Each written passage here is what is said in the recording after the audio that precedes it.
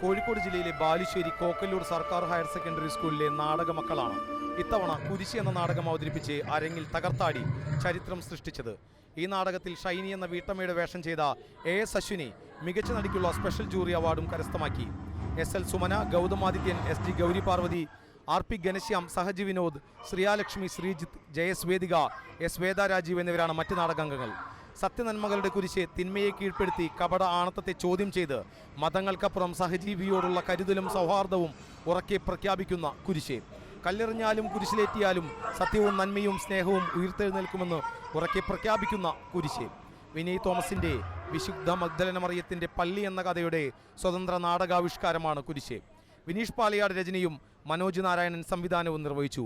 കുഞ്ഞുച്ചേട്ടൻ്റെ കുഞ്ഞ്, പുലി പറഞ്ഞ കഥ, തേൻ, ഓട്ട, കക്കുകളി, സിംഗപ്പൂർ കലാസമിതി, കുമരു, ഏറ്റം എന്നിവയാണ് മുൻവർഷങ്ങളിൽ സംസ്ഥാന കലോത്സവത്തിൽ A ഗ്രേഡ് നേടി ശ്രദ്ധേയമായ മറ്റു നാടകങ്ങൾ.